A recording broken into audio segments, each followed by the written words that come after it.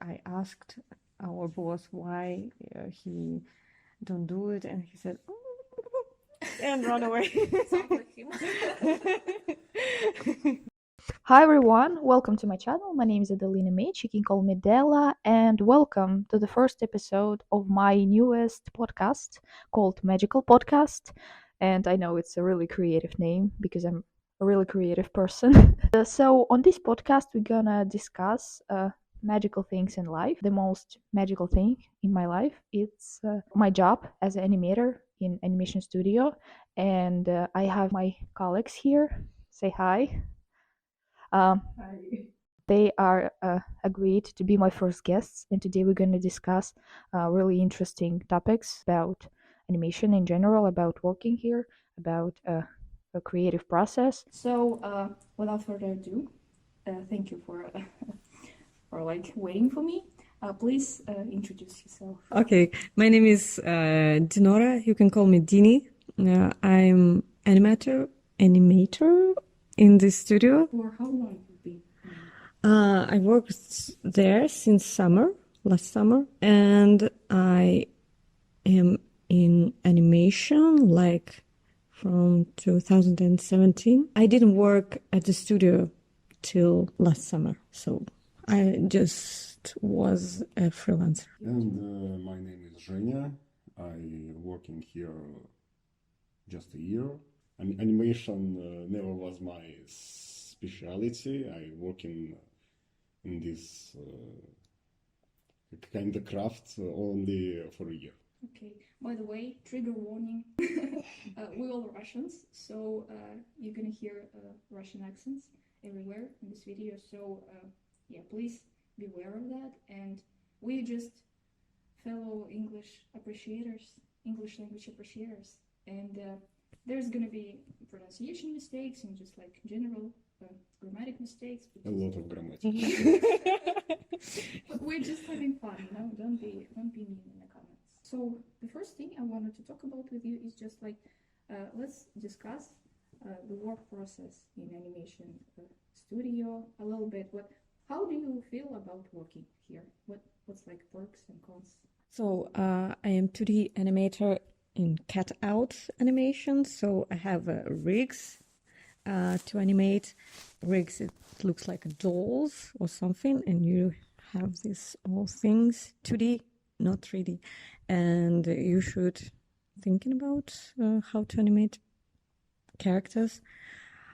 But can you repeat your question again, please? How do you feel like in general about working in Here or in the industry? Like, oh, when I first came there, I thought that it's really, really complicated and hard to get into the industry and then get a job and then to make a beautiful animation. But now, after almost a year, I think it's not that complicated as I thought, because we can make a lot of variation of animation, and you always have your supervisor, your boss, and then the boss of the boss, like the lead animator, and he make a lot of correction for your animation, and you study more and more every day. So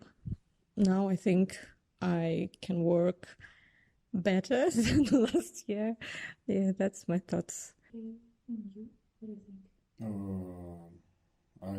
I came here not as an animator, but as an artist of backgrounds. What I think, I pretty much like my job here because there is no really restricted places for worker, for an employee. Because I came here as an artist, but during work here I learned Toon Boom and some other programs, and I can work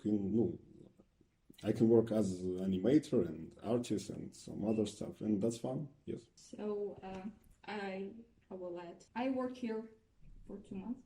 I've been working here for 2 months, and I was really surprised and like super thankful when I was invited here, because I never like even dreamed. I mean, I dreamed a lot about being in animation, but I never thought it's gonna happen like so soon with me. So I'm really thankful for this opportunity. And I, you know what I noticed here? I really like the team, our team here, the people here. They're like very, you know, they're like young and positive and energetic, and communication is really no toxicity here. That's what I noticed. I mean, I don't know anything about other studios, but here I think it's really good atmosphere, and it's like really creative, and well, I feel like charged after I like Interact. Yeah, sorry. Interact with like people out there. I have like another topic of discussion for you. So in our animation field, there is like I noticed is like how I understand it. There is two types of animators. There's like working class, working bees animators. They do what they told to do. They draw what they told to draw. So they don't really have like creative freedom. This is what I am. What I am. What I do. What we are. Yeah, we all like. Well, you not really, but okay, that's a surprise. Watch till the end. So this like junior, senior animators, and there is like another type of people, and I don't know how to call it. They're like creators. They're true, real artists. They're authors. They create award-winning films. They're in charge of everything, and I think it's interesting, you know, the topic of discussion, and I would love to hear like your thoughts about it. What you can say. Recently, we've been in a big fest dedicated to animation and all that stuff, and we had some, can I name it, conversation with guys from Soyuz Multfilm, and the point that they tried to make is that industry doesn't really need author, because right now this industry suffers because there's lack of like you said, this beast animals, how you name it? Working beast, yes. Just animators who will do their work and will be competent, because they say that right now in universities like FGIC or VSHE, it's the process of teaching students constructed that way to make out of them authors, like people who really can create something creative, innovative, something special, and that's not what they need. They need to produce content to make, as they said, their little consumers happy, and to make them happy, there is no need on some creative vision or something like that. They can make some research, find out what is hyping right now, and create some product without any special, absolutely bland, safe product for kids, and that's why they don't need author with a big A. You want to say something? No. I just prefer. Sorry. Okay, so you say that. Well, that's kind of a logical thing when that industry is in need of these, you know, workers who will do what they said, who will produce content, not these creative visions. You know what I think about? I just have this, you know, I'm a shallow person, and when I think like about my future or something, I always thought about myself as someone who will become, you know, the author, this great big animator, and this is how I see it. So, do you think like people in animation industry they enjoy being like this, playing just in nameless animators, or there is like this urge in people to become these authors, to be recognized? because you heard about Hayao Miyazaki. He like won an Oscar again, and congratulations, of course.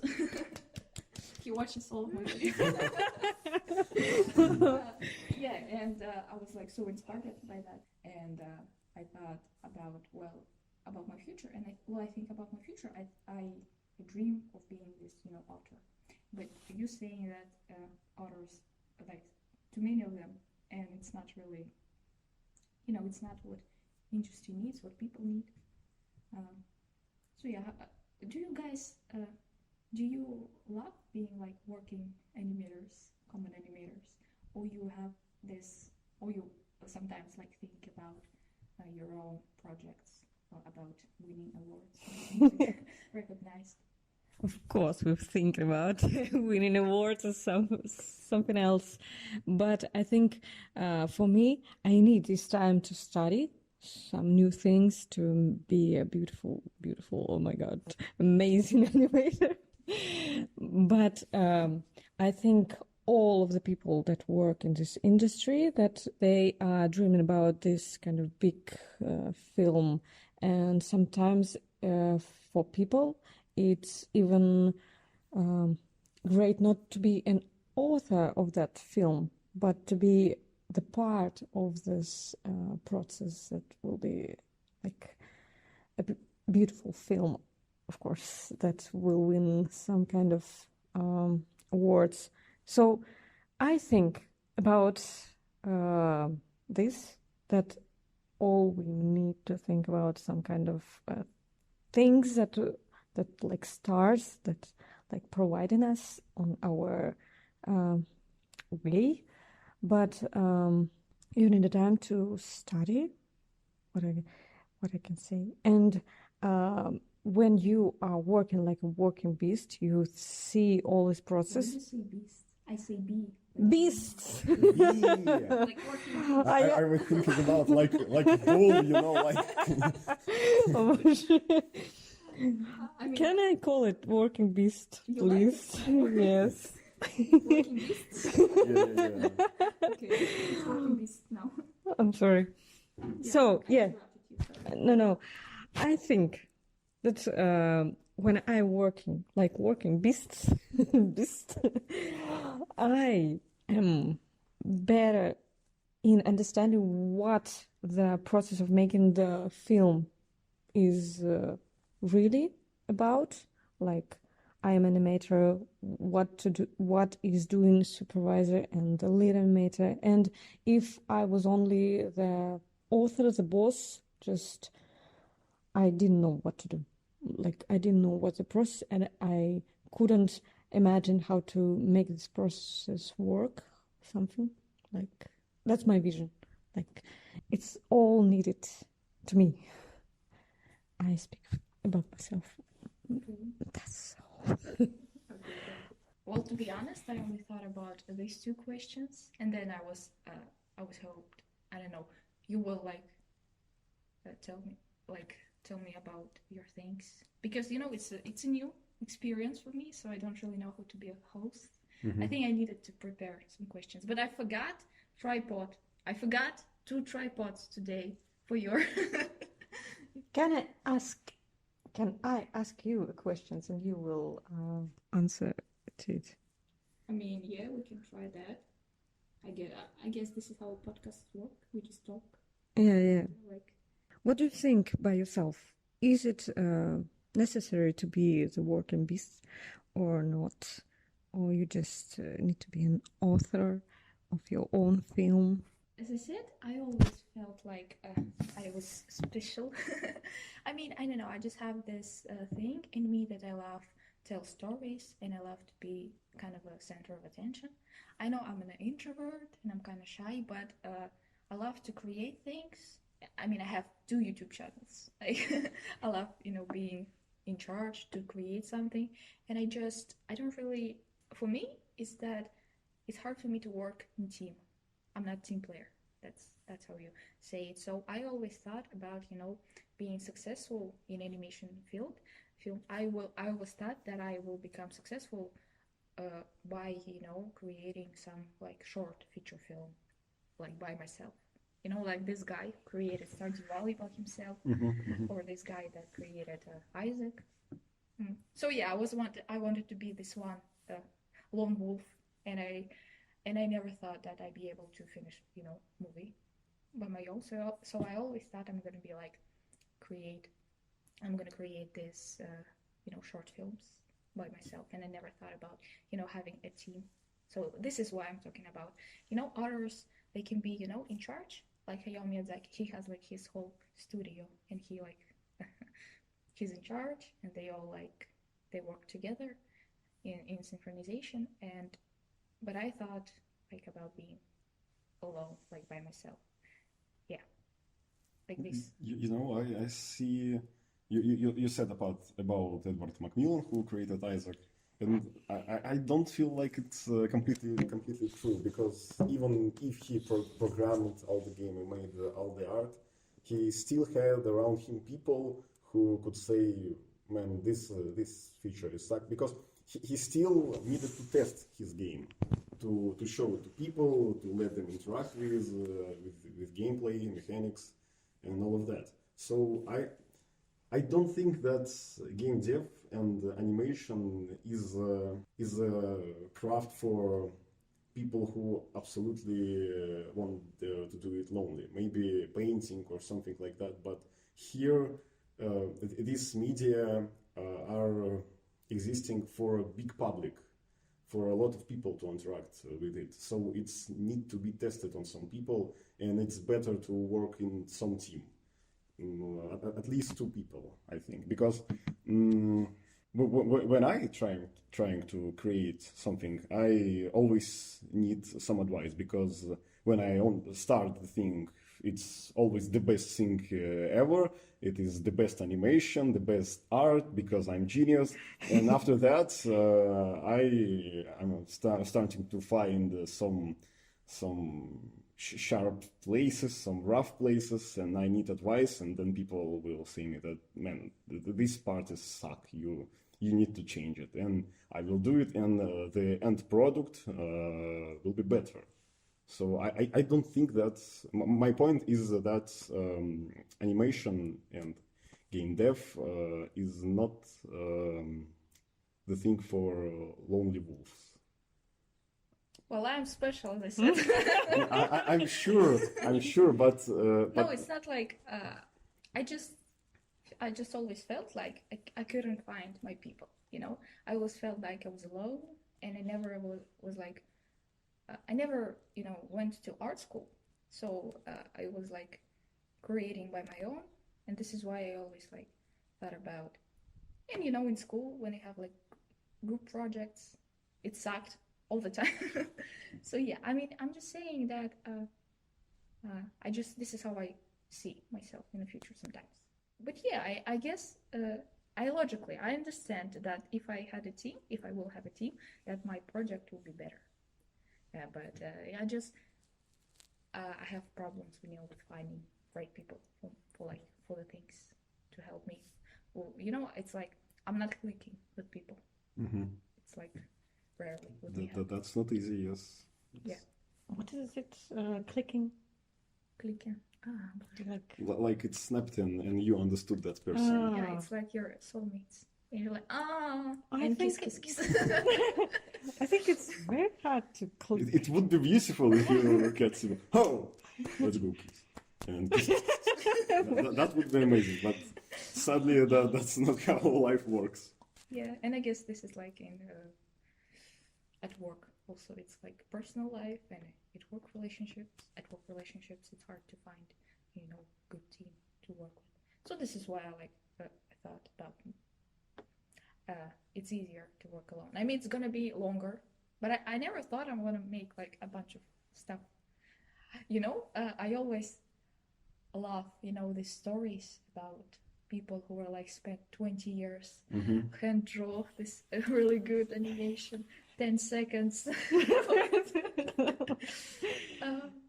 I don't remember the name of this like anime. This guy, he like by himself drew like 1 minute of anime. It's like really pretty. It's like a girl sits there and it's like a big like cockroach thing, and then it's like Cockroach? not a cockroach, like a whale thing. I don't know. So I don't know. I just heard about this really cool animation that was made by one dude. Yeah. I remember. Yeah. I don't remember the name. It's like weird name. Like Yeah. Dinoro, you saw it too. What? There is a guy with white hairs and painted like with weird patterns. and there's like a girl at the end, and she looks at the people. Paprika. Something like this. Okay. Doesn't matter. So you are like team workers. Yes. Love working in team. Yes. And you guys actually created something in team. Yeah, we're trying to create something in team. Yes, we can already start to introduce viewers into our project. I mean, yeah, dear viewers, I have a really great surprise for you. These two beautiful human beings, they are authors, kind of. They have their own project. I mean, it's like a prototype, maybe. Yeah, they have great idea, and they have presentation about their, project. And I don't know nothing about it, but I thought, like, this podcast, it's gonna be the great place for them to show their project to the world. And I hope you all will support them and enjoy. So yes, please tell me about it. Tell me everything, because I know nothing. And you're gonna see my honest first time reaction. I can bring the thing, the paper presentation. Okay. Yes. Do you want? Bring the presentation. Okay. So we don't cut that. Нет. Я это оставлю. This is gonna stay. Yeah. Awkward silence. Yeah. Just in the middle of podcast.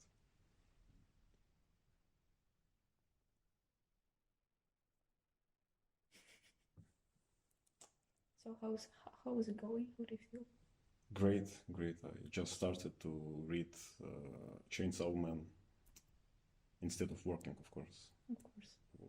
So far, loving this manga. This is recently the best Japanese thing I read.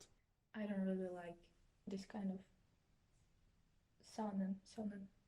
I don't like shonens. I understand you, but in this case, it's not really shonen because there is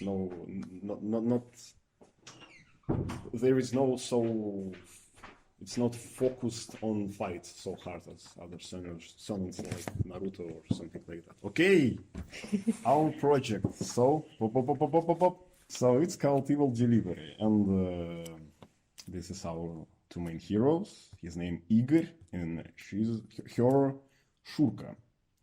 And this is thing we will talk later. So basically, in a few words, what is this thing about? This is we wanted to be a series about these two characters, Igor and Shurka. They are basically enslaved by an evil boss, villain, whose name Dr. Akuna. Here he is. They are enslaved by him and forced to deliver some weapons and artifacts to other supervillains to help them to win in their never-ending struggle with forces of good. The short description. And these two guys, they don't really like their work. They will do anything to sabotage it. They will break this weapon or product. They will make the plans of evil guys impossible. Thing interesting about these characters is that they unable to kind of fight with their boss because he is so powerful, and the only options left to them is only to do the work, but very badly. This is their boss, evil Dr. Akuna. He's basically the flattest character you can imagine. He's simply evil. He's more evil than Satan. The plot of series happens on this world that is basically giant thinking head, like God hand, because all the characters that inhabited him, they are right on the top of Yeah, I can his see that. head. That looks amazing, by the way. Thank you. I love it. They are kind of imagined by him. Oh. So basically, how this world works, it contains in himself all the fiction that we so far, as a humankind, imagined, created, or something so far. So in this world, you can meet characters from the fairy tales and science fiction and the mythology and other stuff like that.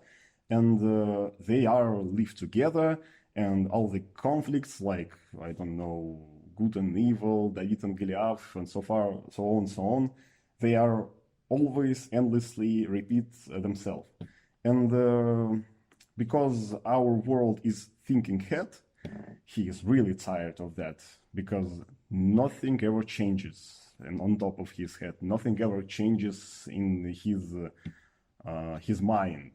It's never-ending conflict of forces, and he's so tired that he decided that it's better don't exist than imagine the same thing endlessly.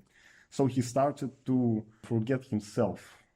He's like in dementia, but he decided to have dementia.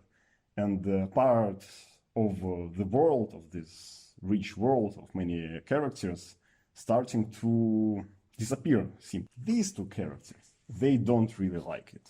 So evil Dr. Akuna, the boss of our main heroes, he is like, I want to evil exist. And if world will cease to exist, then it means that evil don't exist. So I need somehow to save the world, so I could exist and turn the lives of everyone who inhabit this world to pure suffering, because this is what he wants. So what he decided is that the world is bored with that never-ending conflict in his head. So what if, he decided, I will make every villain on the world win, so the conflict is ended, and the old stories who had before resolved the same way each time will be resolved in another way, because now Goliath will kill David. Now, I don't know, Joker, yes, will kill Batman, and so on, so on. So he decided this is the way to continue this world to exist. And we have the second character. He's villain too, but he doesn't really want to consider himself as a villain. His name is Dr. Feelgood, and he's basically Dr. Aybolith, but very evil. Before he became a villain, he really helped people with their health. But when he noticed that world starting to forget himself, he decided that the problem of all the stories, why they are so cliche, is that the villain is boring, because they all have the same motives, and they always want to conquer the world, or they want to enslave princess or something like that. So he decided that he needs to get rid of villains, and that way he will save the world. And because villains are bad guys, he may be not very moral about that, so he decided to basically amputate the heads of villains and replace it with mechanism that will turn villain into mindless zombie who will obey his commands. So we have this kind of conflict between these two villains who want to save the world, but only by their means. And we have our main characters who doesn't interested in this fight between these two villains. They simply want to exist. They of course, they want the world to continue to exist, and they do not want to kill anyone. They just want to do good things. And yes, so you probably saw the face of this guy. And I don't think that you thought that, this is a face I'm ready to work on. No. Yeah, Only a very stupid person decided that, I want to work on this guy. So our characters are extremely stupid because they are not even humans. They are animals. He's a horse and she's a squirrel. Squirrel. Squirrel. And this guy. Okay, so for our viewers, this caption says the brain of the horse in body of a demigod. I thought it was like, a metaphor. He's like stupid, but like he's tough. But you're telling me right now, this is like Literally. Yes. He's a horse. He's a horse, yes. He's a horseman. Yes. He's an Igor horseman. Yes, because no one was agreed to work on Dr. Acuna because he's so obviously evil. So he decided to create employees for himself, just out of animals. I mean, why he couldn't like make zombies or like make people? Because this man is the only thing he wants in his life is make everything around him to suffer. So he could create robots or zombie who will obey him without any refuse. But he wanted his employees to suffer during their work. So he created them that way. Oh. So yes, and the main task during the series that we are trying to develop of main heroes is somehow to save the world and to defeat both of our villains that pretty far from each other on the moral spectrum. And yes, this is the main point, the main idea behind this series is that you probably ask yourself questions like you watch these Disney movies, you read books, and it's always trying to give you this moral compass, like don't do bad things, do good things, never kill people, never steal, and so on and so on. But all the humanity, we read the same books, we watch the same movies, but somehow bad shit happens, war happens, crime happens, and why is it so? Why? I mean, we read that books. These books should teach us how to behave in society, but somehow society is completely broken. So the question we're trying to ask to our potential viewer in this series is these stories really appropriately created to teach people morals? Maybe it's not about teaching, maybe it's not about making people better, but maybe it's like some kind of escapism.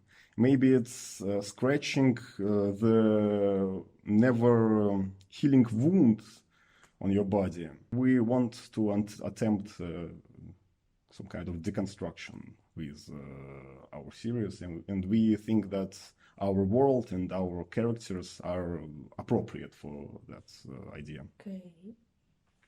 So, my thoughts. Okay, so first of all, I really love the design of the characters. Made by Timo. Thank you. They are like this one. He reminds me, style of Genji Tartakovsky. He's like really angular. Mm-hmm. Angular, but these two, they're more like Renaissance Disney. This one especially, he has like a Disney jaw. That's what I think. You drew all the characters. Yes, I know that they don't look like from the same universe, but I'm working on it. And actually, this is kind of when our world is so eclectic, full of characters from many genres, many medias, it's kind of okay if they will be slightly different. But we still work on designs, yes. I mean, you can actually, I mean, just a thought, you know, when it's like a world with very different characters, there could be like a bunch of Easter eggs, a bunch of like alliterations, and also like in theory you can use like different animation stacks, like in Gumball, you know, it's like 3D, 2D. There's like, can you like show me other yes Other pages. Yes, this is another concept of the Shurka. This is episode from the first first episode. Yes, episode from the first episode. Yes, that's what I wanted to say. So sequence from the first episode. yes, sequence of the first episode.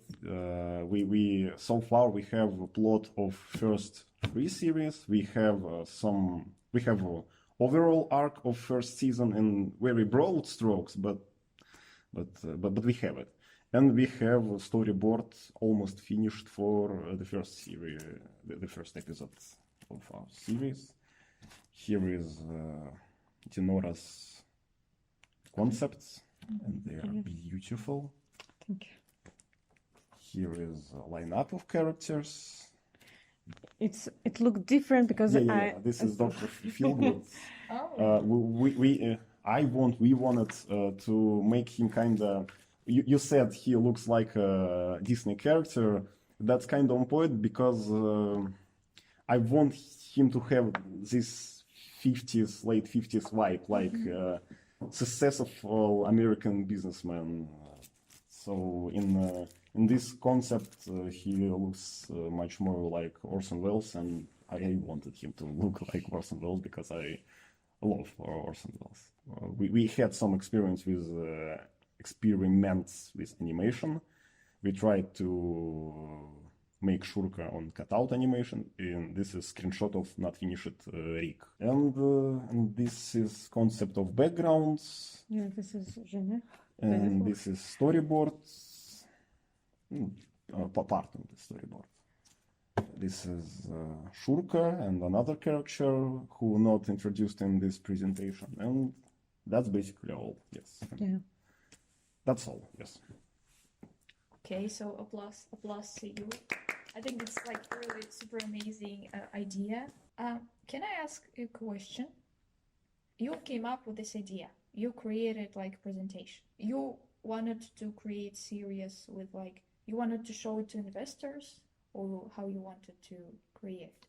Also, the first presentation was made by Zhenya at last summer, and it was so good.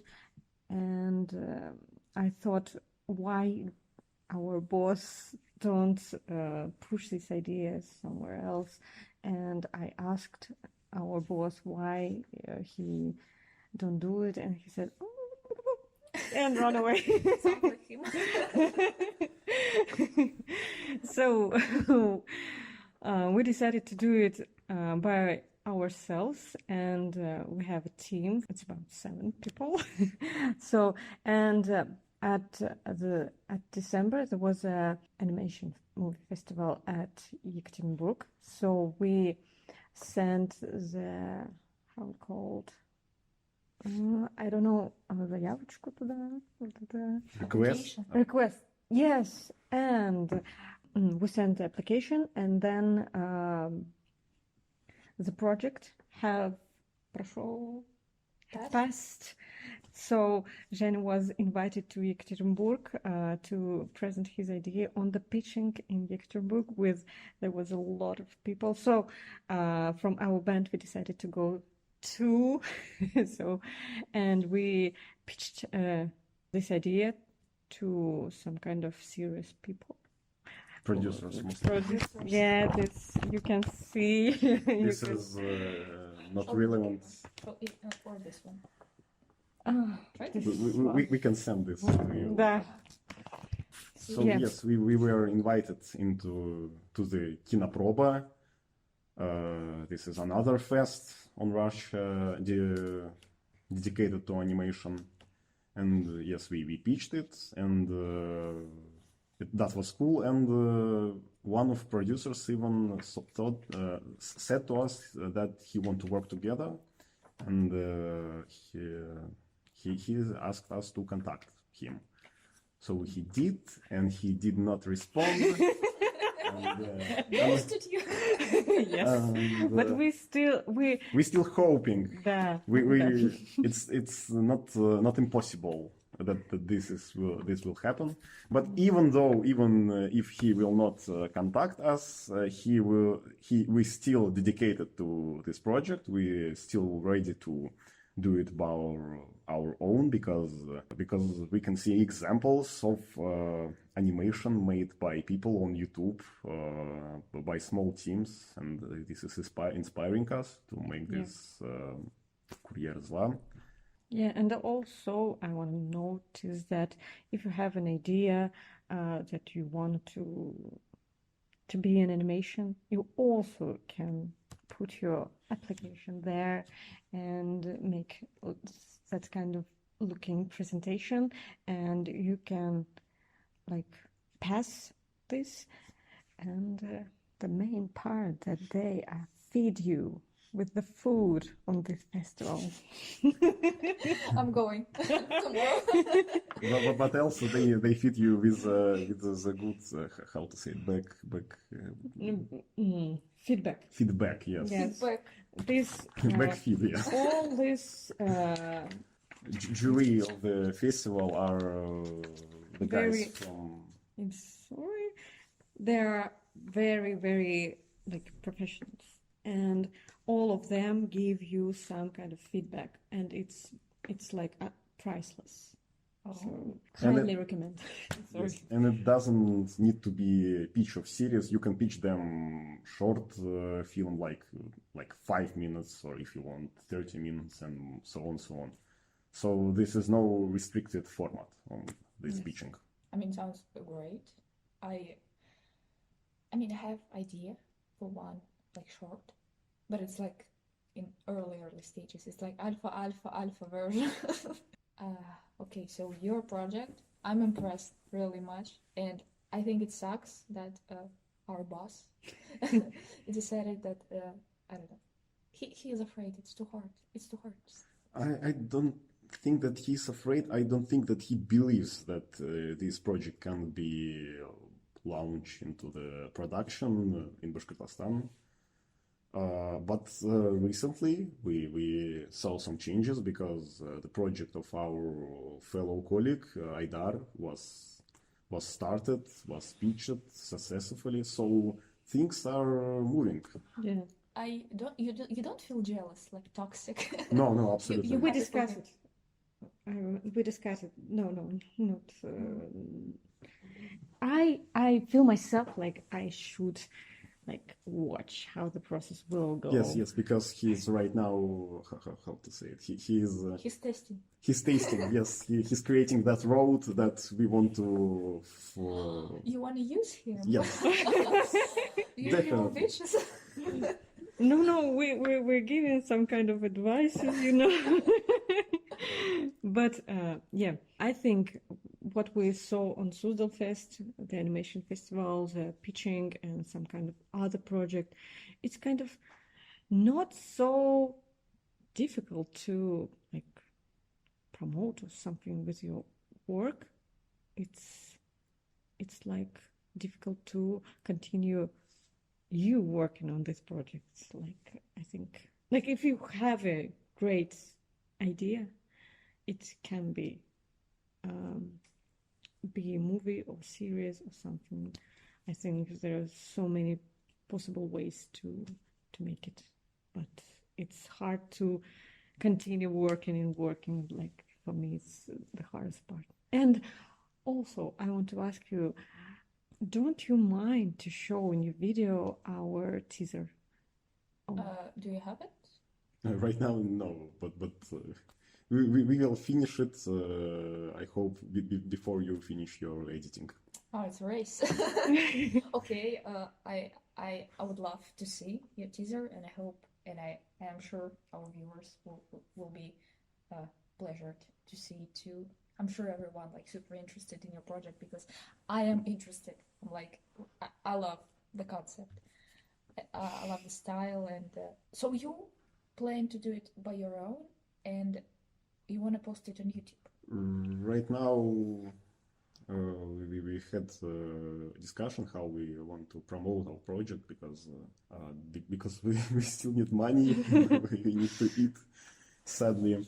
So right now, what we've been thinking about is starting Boosty that's not created yet, and to post on this Boosty some kind of art based on our project, and maybe we will start making webcomics. Right now we kind of switching from the making animation to the comics, but the comics eventually we hope will help us to return back to animation, and we'll make a pilot or something like that, and yes, this is what we want, yes.